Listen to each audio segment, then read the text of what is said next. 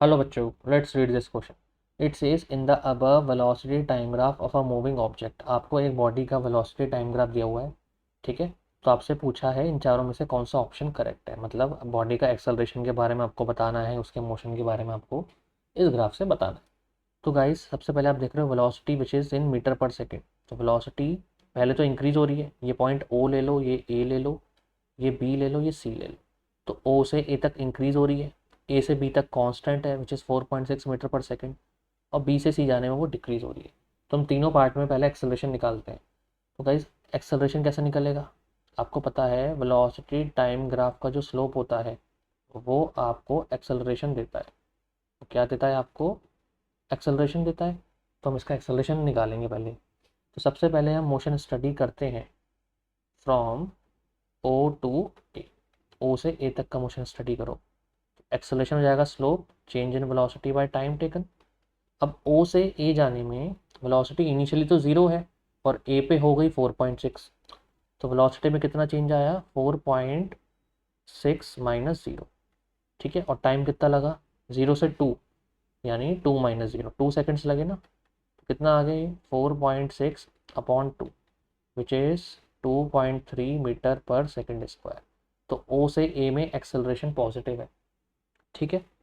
अब ऐसे ही हम एक्सेलरेशन निकालते हैं ए से बी में जाने में। तो गाइस, ए से बी में जाने में आप देख रहे हो स्लोप ज़ीरो है।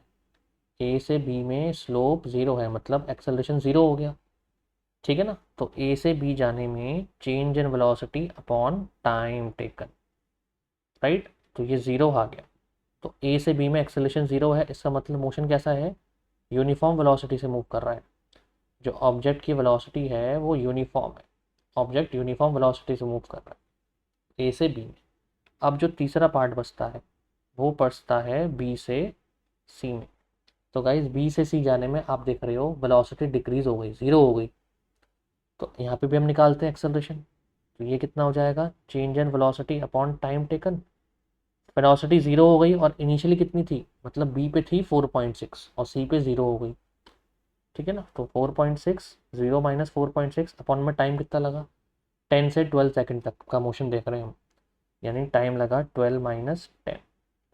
तो ये आ गया माइनस का 4.6 upon 2 which is minus 2.3 metre per second square.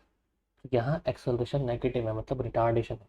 बात भी सही है, बॉडी का जो वेलोसिटी है वो डिक्रीज हो रही है, ठीक है। अब देखते हैं ऑप्शन।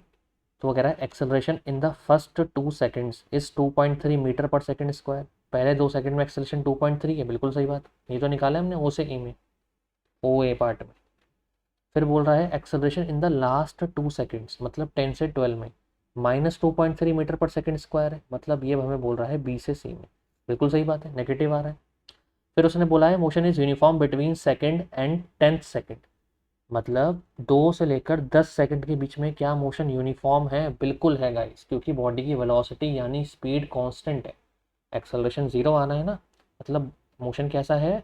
ए से बी में यूनिफॉर्म वेलोसिटी या यूनिफॉर्म स्पीड से चल रहा है। तो ए से बी में कैसा है मोशन? यूनिफॉर्म है। तो ये बात भी सही है, इसका मतलब चारों ऑप्शन करेक्ट है, ठीक है ना। तीनों स्टेटमेंट करेक्ट है, तो D option all are correct. Okay, so I hope you have understood it well.